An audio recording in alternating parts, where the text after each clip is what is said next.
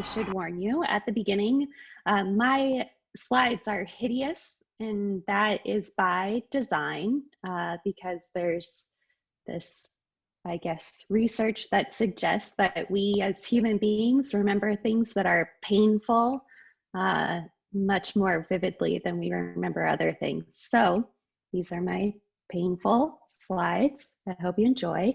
I'm Kat Swetel. I work at Verica. We do continuous verification, chaos engineering type things. And if you're interested in that, definitely give me a shout and we could talk about that. This talk is the metrics you should use, but very likely don't. And I have a topical example for you here.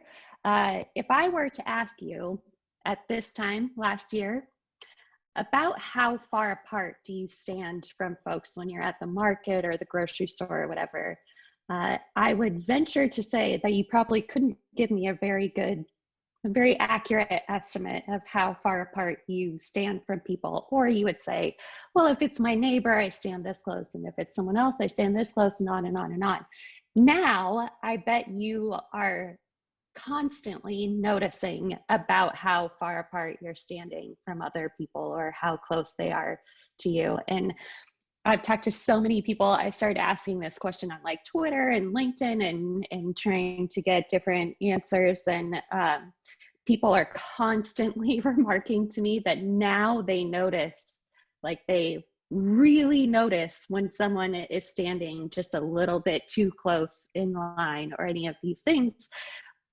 And the other really interesting thing is that people are not bumping into each other, like physically bumping into each other. So by being given this guideline about how far apart we should stand in a pandemic, we now notice these things, noticing so much we're like not doing normal things like bumping into each other or just having to be constantly aware of how you're situated in the world as compared to other human beings. So I think this is a really interesting example of how when we are given a metric, it can create this sensitivity to our world. So we're given this metric, this is a safe distance for social distancing, and it causes us to notice how we're situated in the world. And I guess what my question is always, what metrics can I give to my teams that will help them notice the things that can create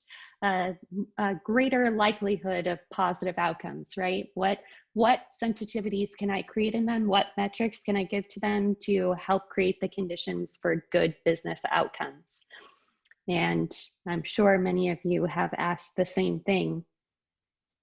Good news, there are a few metrics that are really, really easy to get started with that can help create some of those sensitivities in your teams.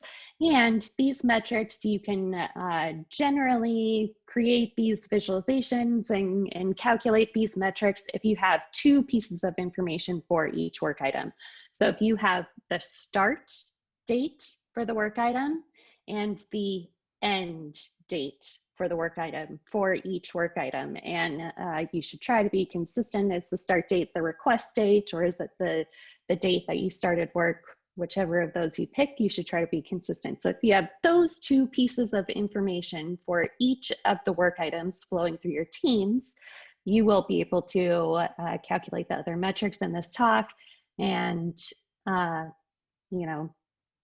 create these visualizations and all of that good stuff. So just the start date and the end date. And the first metric that we're going to talk about is time in process, which is the units of time per 1 unit of work. So the way that you figure this out is just by taking that end date and subtracting the start date, and you can see the total time that has elapsed. A lot of tools call this cycle time. That can get really confusing if you work in an industry where you're dealing with manufacturing and software, because cycle time for folks in manufacturing has a completely different meaning. And so that's why I think it's good to use time in process, or a lot of folks now are starting to say flow time. same thing. What we're after here is the units of time per 1 unit of work. What's the duration that it took to complete that unit of work? So once you have that figured out for each of your work items, you can create this handy dandy visualization. All it is just a scatter plot of those times of process. So the x-axis is the date that the item was delivered. And then the y-axis is how long it took, the time and process. So, you can see it looks like there's a dot in mid-February. It was delivered in mid-February, and it just took a few days to deliver. So that's how you read this chart. And what you're getting here is the trend in time and process over time. So if you are interested in metrics because you're interested in continuous improvement, what you need, this is your first big aha, that's why it has a hideous border. Remember, we're remembering things that are painful. If you're interested in continuous improvement, you should be interested in trends rather than just one number, right? And so when we create visualizations, we should be interested in ones that convey a trend. How are we trending in our time and process? Once we have this visualization, of course, we can talk about the trend in time and process over time. We can also start to ask or answer one of the most popular questions I think we get asked as developers or engineering leaders. How long is this thing going to take, right? I bet many, many, many, many, many of us have been asked, how long is this thing going to take? Someone hands you a work item or sends you a ticket or whatever. So the way that I would encourage you to answer that question is just with probability, nothing fancy at all. So if we have this chart, we could say to the person, well, how sure do you need to be? What's kind of our tolerance here for making the date? And in this case, this is real data from a real team. And in this case, their customer said, well, I need to be pretty dang sure. And so they wanted to be 90% confident. So all that we did here was just find the line under which 90% of the dots fall. So it's just probability. 90% of the time we deliver, and I believe it was 53 days, calendar days, because they had customers all over the world, and it made no sense to do work days. I know some teams love that, but it made no sense at all in this situation. So 53 calendar days, 90% of the time, delivering 53 calendar days or less. And then you can show the 50% line if you're kind of looking to convey a sense of variability to your customers or stakeholders. So that's what they did here. 50% of the time, it's 3 weeks or less. 90% of the time, it's 53 days or less.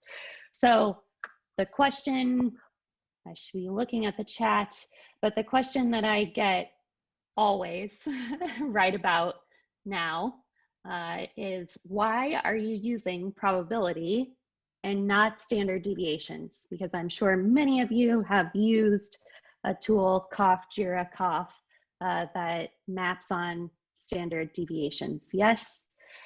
So I have this little toy. If you know the name of the toy, you'll probably understand right away. And I don't even have to show you the rest of the slides. But why probability? Well, it's difficult to answer that question when we're looking at the dots. It's a lot easier to answer that question when we look at the work items in a distribution like this. So here, the x-axis is kind of these buckets. All the way on the left, those are work items that were delivered in 0 to 5 days. Then the next bucket is 6 to 10 days. Then the next bucket is 11 to 15 days. This is from a different team where they had a physical board, which probably not many of us have right now in the middle of a pandemic, that they would just take their work item and literally move it into the bucket. So you could see that they had 6 work items that were delivered in 16 to 20 days. But if you look at it this way, this shape happens a lot, this specific shape of the curve. And with the other team that I was talking about earlier, again, very similar shape to this curve. So this is the actual data from that scatter plot. So, you know, they have a few here. We kind of have this big curve here and then a little one over here at the tail. So this shape is a good indication of why standard deviations are probably not going to work. We'll see this a lot because there's always kind of like a theoretical minimum, right, for how long a work item could take, even if we had everyone needed to deliver it. Everyone's like acting at their full potential, experiences no wait time. There will be some theoretical minimum that the work item would take. However, that work item could potentially experience infinite delay, right? It could need to change between teams this many times, or someone could get sick, or whatever the case may be. So it could potentially experience infinite delay. So we will often see that curve where there's kind of a big hump close to whatever that theoretical minimum is for the work. And then there's this long tail that is an expression of that infinite delay. So does anyone know the name of this toy? I have no idea where this was popular. It's certainly not popular anymore, but in the US, we had these. They're weebles. They wobble, but they don't fall down. There you go. You now have a mnemonic device to remember this. There's this raging debate among the 6 of us, I think, that are interested in this kind of stuff, these kind of metrics, over whether these curves are actually Weibull distributions or not. I personally do not care at all if it's a real Weibull distribution, whatever that means. What I care about is the fact that it's not a beautiful, perfect little normal curve, right? So if we had that lovely bell shape, it would make a lot of sense to use the standard deviations, but we don't. And that's why when you use a tool that, you know, kind of expresses that, how likely you are to deliver in a certain amount of time using standard deviations, you'll notice that if you follow those standard deviations, they will tell you that some certain percentage of time you will deliver in less than 0 days. If any tool is telling you that you will deliver a work item before it's ever been requested, so you will hop in your time machine, go back in time and deliver the work item, that should be a good indication for you that there's something not quite right with that math. So next time you're looking at one of those that has the standard deviations mapped on, if there is a chance that you will deliver a work item in a negative number of days, that's probably not right, and you should just use the probability. All right, so we're looking at this scatter plot again. We're totally bought in on using probability. We just put our standard deviations in the trash now. Start to think through the story of this team. What's happening here? Are there things that you notice? And you can put them in the chat, or you can just meditate on this for a moment silently to yourself. But I'll give you this freebie. The first thing that people notice is that we start out kind of with this just cloud of stuff over there on the left, and then it kind of settles into like this low fog and then some sort of like wispy chemtrails at the top, right? So we end up with this space in between these two things that's just empty space. And we saw that in the distribution, right? So someone even put in the chat, bimodal distribution, 10 gold stars that are worth nothing to you. So yes, we have these two clumps kind of, right?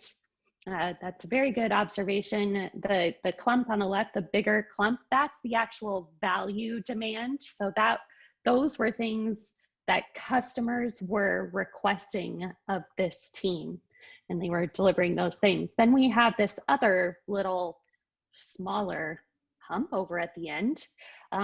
Those were things that were failure demand. So for this team, they were in highly regulated industry.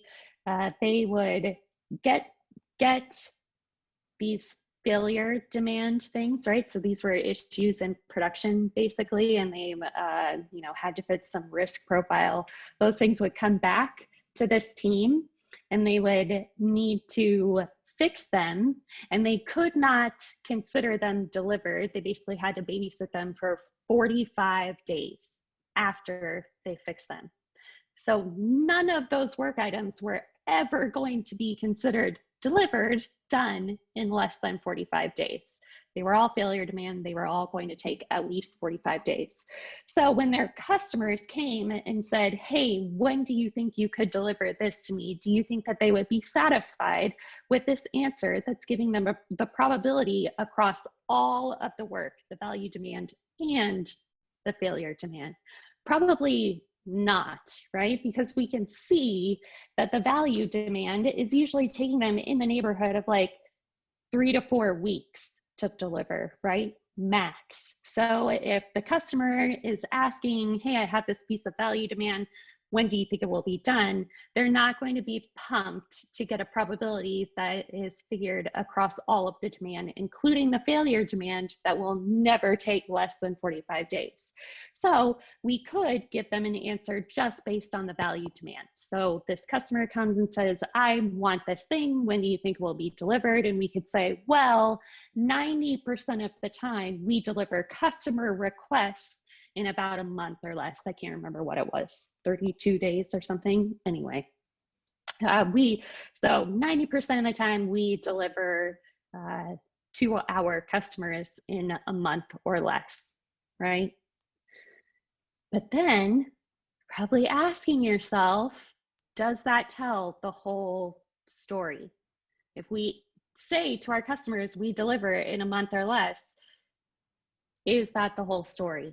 Spoiler alert, no, but that means we have to go to a different metric. So the next metric that's going to help us create that whole story is throughput, which is the units of work per 1 unit of time, right? So we usually talk about this in terms of sprints or releases, right? How many stories or features or whatever the case may be are we going to deliver this sprint? How many features are we going to get into the next quarterly release, right? So that would be throughput, units of work per 1 unit of time. And for this team, what was most meaningful for them in their context was to use a month as the unit of time. And so all that we did here was just add in these bars across the top to show how many dots were delivered in that month. Yes, makes sense. So these bars are just how many dots were delivered in that month. And we see a pretty normal trend here, as in usual, not normally distributed. But over the summer holiday months where a lot of people are out of the office, right? They deliver fewer things. We get a big burst of productivity in the beginning of the year. We get a big burst of productivity in the fall. I've seen that, I don't know how many times. But if we go back to that question, when are you going to deliver my thing, right? And now we're working off of our ideas about the value demand. What could be the danger there? The danger that we could get into there is if we have a bunch of failure demand, it's just one team with one total capacity, right? They're handling the value demand and the failure demand. So if we have a month where there's a bunch of failure demand, then we are not going to be able to deliver as much value demand, and each piece of that value demand could take longer to complete, right? We kind of intuitively can feel that. So if we're trying to tell the whole story, we probably need to shade out on these bars the failure demand, those quality issues that come back to them, and we have to devote a bunch of time to them. And if we look, again, we're interested in continuous improvement, so we're interested in these trends over time. So if you see, it looks like we suddenly here get a decrease in the amount of failure demand. So I asked you to think through the story of this team, and the little kind of maybe hidden story here that a lot of people don't initially pick up on is this here. We kind of see expedites begin to disappear. So what happened here is this team, they had this awesome executive who was totally cool guy, and he would get out of his office and go speak to actual customers. Groundbreaking, I know. So he would go out and he'd talk to these actual customers, and they would say, well, we really, if we had this thing, it would unlock all of this value for us, blah, blah, blah, all this stuff. So he would come back to the team and he would be like, hey, we need to turn this thing around immediately. This needs to be in the next release, or we need to deploy this ASAP. So everyone would drop what they were doing and they'd go over, they'd pick up that thing and they would finish it. They'd all work together, finish it ASAP. We're gonna do this thing. Then what would happen to the other items that had already been in progress when this guy came back with the expedite item? All of those items kind of sat there for a while the team swarmed on this other item. People would go back and like need some time to kind of get into it again. And the other unintended consequence that they saw is that the more expedites they had in 1 month, the more failure demand they had in the next month. So there was something, maybe about the context switching or whatever the case may be that caused some dips in quality when they would see a lot of expedites. So what they started doing is they automated this email that every time he came back, he said, expedite this. They'd put that in their little work tracking system, and it would send an email and it would be like, hey, Joe, just want you to know that we are definitely picking up that work item. All of these other things could potentially be delayed, and we think that we'll probably have X number more quality issues in the next month. And they did really love this guy. And so even the like automated email had like a different friendly greeting for each day of the week and all of this stuff. But once they started sending him that email and saying, hey, we want you to be able to go to these other customers that are going to be negatively impacted by this expedite and just kind of temper their expectations proactively, magically, many of the expedites disappeared. And so that's what we see here, where those kind of cleared up, and that caused the quality issues to drop a little bit and leave more space for value demand. So what they created there was the sensitivity to the trade-offs between different things that we're measuring, right? So there's a trade-off between quality and responsiveness and predictability, right? So if we are trying to be super responsive and we're optimizing everything to being really responsive to certain customers, we understand that we're probably going to make sacrifices in quality and predictability for the rest of the work, right?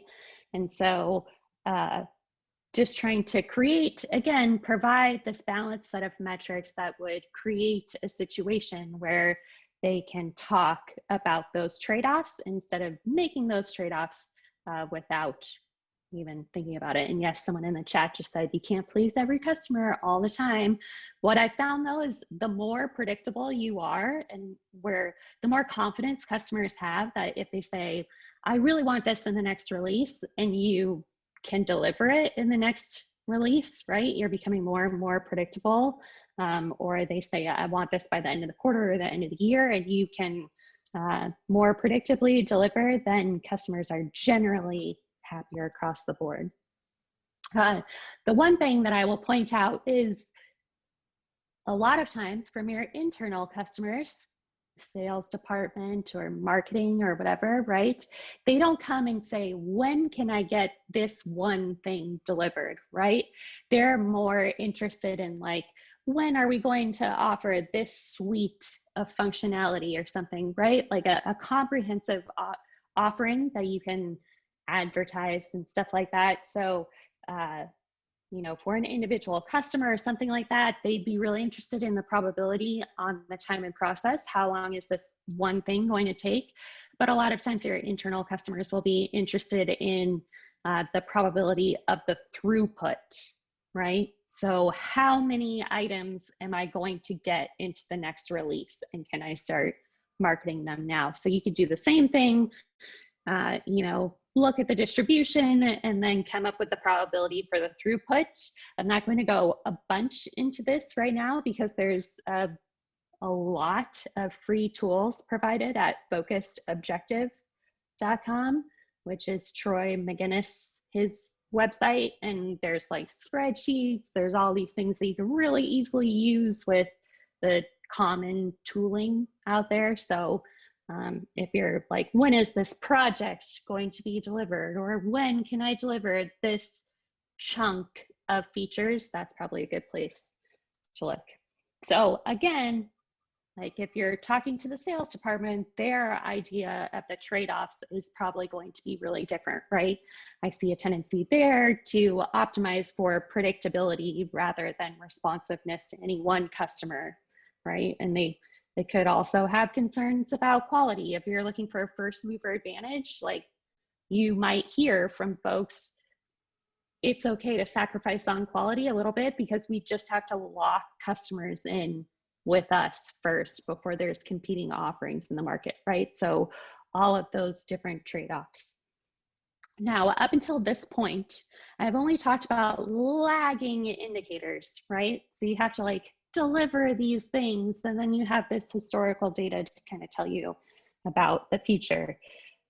We probably need some leading indicators to help us along the way. So the one that I like to look at is the difference between the rate at which work is arriving to our team or our system versus the rate at which work is leaving our system. So if we have things arriving to our backlog or whatever the case may be at a really steep rate there, lots of things arriving all the time, but then we're kind of just slow and steady delivering things, that would mean that we're getting more and more work queued up at this point, right? So if requests are arriving at our team much more quickly than they are leaving our team, that means that we're going to get more and more work piled up. So you can have some chart or even just the numbers and an indication of whether it's going up or down for any period of time. You can just say how many things arrived at our team versus how many things left our team. And you kind of feel in your gut that there's a relationship there. You don't have to trust your gut. It's been studied lots and lots and lots in many different industries. It's called Little's Law. And it just says that there is indeed a relationship between the arrival rate and the departure rate and how many things are in your system. If there are a bunch of things in your system, on average, each of those things will take longer. So if you're looking at the arrival rate and the departure rate, that's a great place to start, or a count of how much work in process you have. That's a great place to start to understand how confident you should be in your historical data. So if your historical data is based on a certain arrival rate and a certain departure rate and a difference between those, and you see the lines converging or diverging, you know that perhaps you shouldn't be entirely confident in your historical data. Okay, now some really quick tips before I leave you all. Okay, first thing, I did not talk about value, any measure of value throughout this whole thing. So if you are doing all of these things right, you're striking this beautiful balance between all of these different considerations, but you're building the wrong thing at the wrong time, you're just making more wrong, right? So there has to be some measure of value. And if you are curious for some examples of this going truly and terribly off the rails, horribly wrong, please find me afterwards and I'll share those examples. Okay, you will notice I only used counts of things. throughout this whole talk, I just did counts of things, no story points whatsoever. On this one, I will just leave you with the words of my wonderful friend, Ron Jeffries. He said that I may have been one of the inventors of story points, and if I was, I am sorry now. So story points can be a good measure in certain teams, but they're always going to be difficult to explain to your customers, okay? And I personally have found no teams where they were actually story points was a better measure than counts of things. I've found teams where they've been equal, but I personally, in the hundreds of teams that I've looked at their data, I have never found a team where the measure of story points was better than the measure of counts of things. And I know Larry Mascheroni has done tons of research here, and he has found some teams, but that seems like a foolish venture there. Okay. One of the last things, lots of people think the way that I'm going to improve these metrics is to help people type faster. I just need them to type faster. That is not a thing, okay? So we have this idea of flow efficiency or process cycle efficiency, depending on what industry you come from. And that basically says that the majority of a unit of values duration, how long it spends in your system, will be spent in wait states, not experiencing actual work. It'll be waiting between teams. It'll be waiting for some release cadence. It'll be waiting. Someone brought up Dora earlier. There is some talk about this in there. So if you are looking to improve, you should look for wait states. Where is work queuing up in your system? So instead of trying to make people type faster, you should find wait states. Okay, I talked a little bit about quality. I do not recommend, or I think you should take extreme care in looking at defect density, because what I have found is so many times this turns into like, so-and-so is a bad developer, right? So we want to be really careful of any metrics that could turn into like, this person is bad at their job, because what we just talked about, right, is that there are systemic issues that affect how work is delivered. And so if you're doing like defect density, there are problems in this area of the code, everyone knows that it's so-and-so's whatever, or this person or that person is the code owner or whatever. Or some people even do this, like number, instead of defect density in the code, they do like defect density per person, like how many defects are reported for this person for a unit of time. And I do not love that, obviously. I also don't love that at the team level. So what we should be looking at when we're comparing metrics across teams is what's happening in our organization as a whole, in our value stream as a whole, not what's happening with one team. So when I display charts for more than one team, I remove all of the numbers from the axes, so that we're purely just looking at the trend across our organization or across our value stream over time, as opposed to being like, oh, this team got an 8 and that team got a 9. What's wrong with the team getting an 8? When all of the teams are showing this horrible trend, right? We're trying to talk about the trend even across teams. Never use red and green, please, I beg of you. So related to the last point, red and green tend to convey a value judgment, right? Green is good, red is bad. Also, I don't know if you've noticed, but there are a fair number of men in this industry. It's true. Yeah, revelatory, isn't it? Men have much higher rates of color blindness, and red-green color blindness is the most common type of color blindness. And so you are not only saying I'm conveying a value judgment, but also I don't care if you can see my value judgment. And that seems sad, does it not? So lots of tools will suggest to you other colors besides red and green. Just go with that suggestion. And several of these points just go back to this. So this is a tiny piece of a series of surveys that I did with my friend Troy McGinnis.